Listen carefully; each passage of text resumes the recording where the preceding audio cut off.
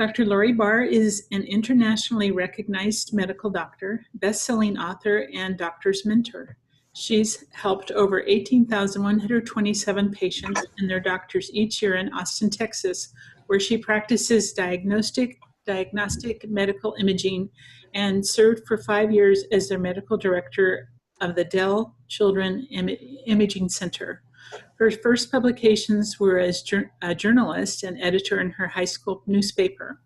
Her first peer-reviewed scientific paper was published during her radiology residency. 5 years later, her first medical textbook, the Handbook for Pediatric Imaging, was published. Since that time, she has helped hundreds of medical students, doctors, and other healthcare professionals design experiments, write manuscripts, get funded, and published. After 34 peer-reviewed scientific manuscripts, 4 books including the international bestseller Think and Grow Well, and 13 book chapters, she understands the ups and downs of writing, publishing, and promotion. As a thought leader with the Peak Idea LLC, she moved credentialed professionals from numb, faceless white coats and suits to leaders of the vibrant living movement as she helped them to relearn how to live, laugh, love, and build their legacies. Wow. Well, we are delighted to have you. Welcome, Lori. Thank you. It's a pleasure to be here. It's really an honor. You know, Diane and Becky are just so heart-centered, and they want everybody they interact with to succeed as vibrantly as they have. And they are just such a great example of women who are giving and receiving, like we as women sometimes forget how to do. So it's an honor to be here. Thank you. We are so delighted. So Lori, can you kind of just give us your backstory? What started you down this path, especially in the recent years, where we all got to meet you? Well, I really think it all started with my very first Christmas. And that sounds kind of silly, but you know, the Christmas I remember, the very first Christmas, there was a package under the tree. And when I opened the box, there were 2 things in the box. There was a just really vibrant little puppy who was a toy poodle who was silver, and there was a piece of paper. And I was, of course, enthralled with the little tiny poodle because he was full of life and excitement. And then I asked my mother, "What's the paper?" And she said, "Oh, he's registered. This is his register paper. His name is Lori's Gay Cavalier."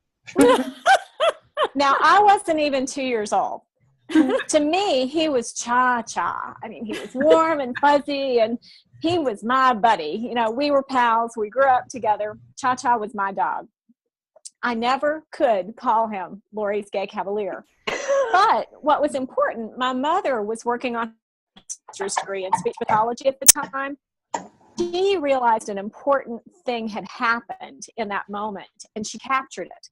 And she wrote a story about the dog whose name was one thing on paper and was another thing in real life. How Lori's Gay Cavalier wasn't near as meaningful to me as Cha-Cha was.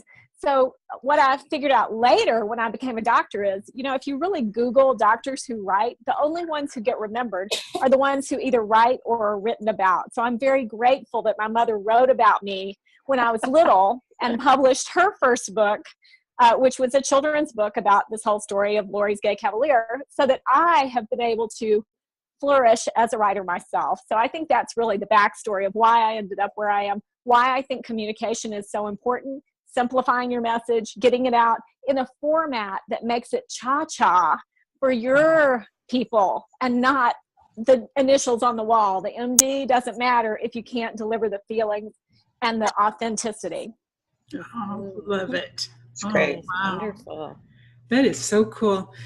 So from the writing that when you first started, because you have quite a history of lots of writing, what has changed in the writing realm? I know I had all kinds of questions, interview questions, but it just feels good to ask this question. What has changed over the years and to where we are in this digital age? What a difference has this made for you? So this was the first book that I published, and it was with a traditional publisher from England, Churchill Livingstone.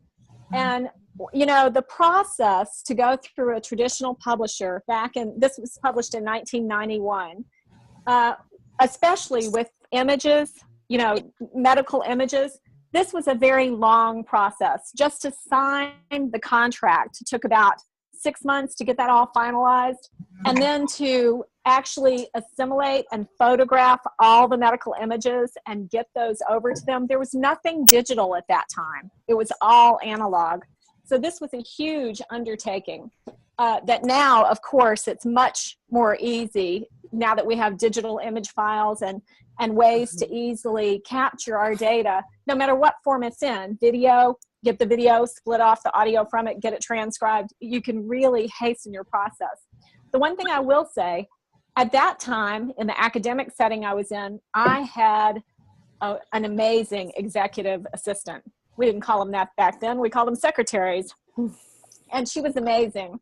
And I never realized how much she did until I left that practice. And now I'm in private practice where I don't have an assistant, and where, you know, if I want to do things myself, I certainly can, but it's going to take much longer than having an assistant. So I always encourage professionals to not waste their time doing things they can pay somebody else to do for an hourly fee that's less than what they make for their own time.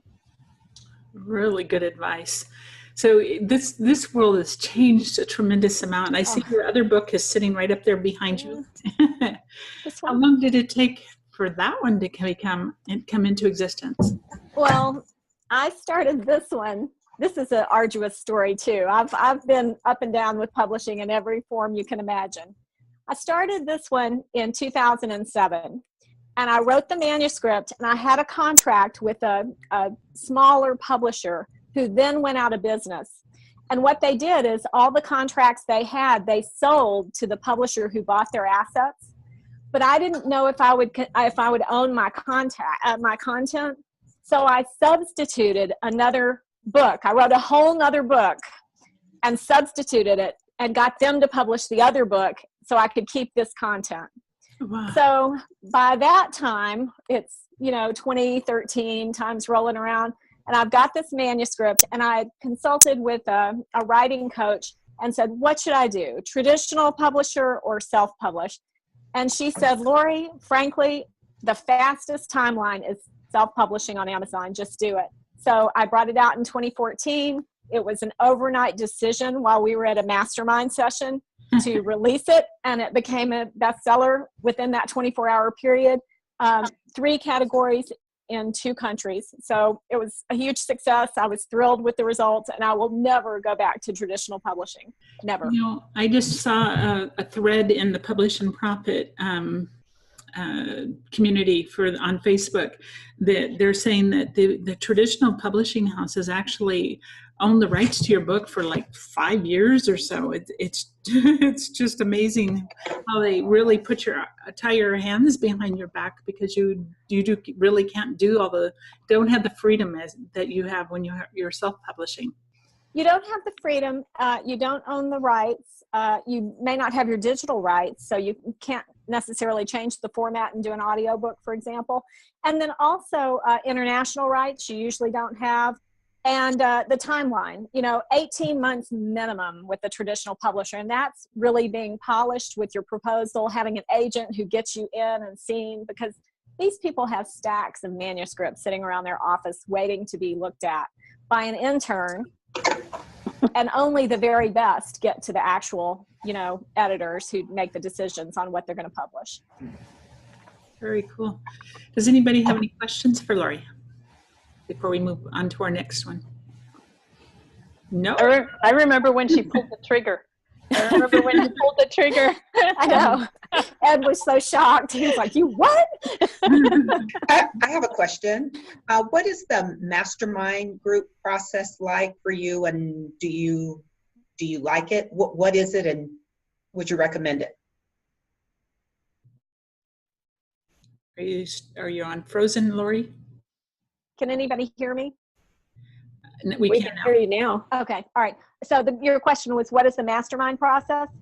Right, mastermind, yeah. Okay, so the mastermind principle, to my knowledge, was first codified in Napoleon Hill's book, Think and Grow Rich. And I think it's in chapter 12 or 13, he talks about how you can assemble a team around you of people who aren't just like you, but who have complementary talents to yours. And by working in a certain way and agreeing to letting the higher forces of the universe that are able to, influence us and give us inspiration, by giving yourself to that when you're in the mastermind environment, you'll get more ideas and move forward faster than you would by yourself. So he's the one who describes that process and shows how he implements it. And my mother gave me that book when I was 19. I certainly was not ready for it then. When I was about 40, I really started engaging in masterminds on a routine basis. And I don't think I'll ever not be in a mastermind group until I die. The longest one I've been in, I have an international mastermind group that I've been in since 2007. We meet weekly by phone for an hour. There's 10 of us in the group, and we've been doing that since 2007, and we've just done some really amazing things over the years. Okay. I think some of the masterminds I've belonged to has made the most progress and the most changes in my life, and most profound changes in my life, because just the not only the support but the ideas that come from such amazing people surrounding you, it's really healthy to be able to be in a mastermind. Yes. We found the accountability that comes along with that also tends to push you a little further forward than you would if you were alone. And that has been a real benefit to a number of us. Okay. So maybe before we end this process, you could share how to go about finding a mastermind group in our areas, or my area particularly. We shall. We shall. Well, and if nothing else, we'll create one. Right. You've already got the nidus for it here. Yeah. So. Okay. Yeah. In fact, what we're doing with our classes, Lori, is this is our second one. We hope to start another one by October, the first part of October. But all the students are able to come back no matter when. So Joe and Judy were both in the first one, and so they're all, you can keep coming back. But the amazing things that we've seen just in these two classes has just been phenomenal for us. The progress is phenomenal. Yeah. And that's why we have this type of interactive session, because this is essentially a mastermind. Exactly. Yeah. So Lori, what's next for you? Well, right now I'm working on a piece. In one mastermind I was in several years, I'm pretty well versed in Napoleon Hill's material. And there's a chapter in the book, Think and Grow Rich. It's chapter 11, and it's about sexual energy transmutation. And people skip that chapter because they don't understand what it's all about. And Napoleon Hill was writing in the 1920s. So it was geared toward men. So people don't understand it. So one of my mentors approached me earlier this year, and said, hey, my mastermind group doesn't understand this, and I know you're an expert at this. I know you know how it works. Will you please get on the phone with us and talk to us about energy and taking creative energy and making it apply to whatever activity you're doing? So what I've been working on lately is a virtual online retreat where I'm calling it the Ready, Get Set, Go, Go, Go virtual Friday afternoon retreat. And the whole idea is to spend time focusing and reflecting on how do you amp up your sexual energy, even if you don't have a partner. How do you recognize it in yourself? How do you make sure it's at peak state? And then how do you channel that energy into any creation you're working on? So you want to have the right energy focused at the right project at the right time to really be maximally creative and maximally productive. So that's what I'm working on right now, is the product end of that. And that's really fun because, you know, it's a Friday afternoon thing. And when people leave, they get a little roadmap they've created for their get sexual energy transmutation prescription and a roadmap for their weekend of ecstasy, so that by Monday morning, they're totally ready to be at peak creativity state. So oh, I love the weekend of ecstasy. Right. Yeah. Everybody does. How exciting. That sounds fantastic. I'm interested. Okay. So if you had to do it all over again, as far as starting through this whole process, especially as we come into the digital age, what would you do differently?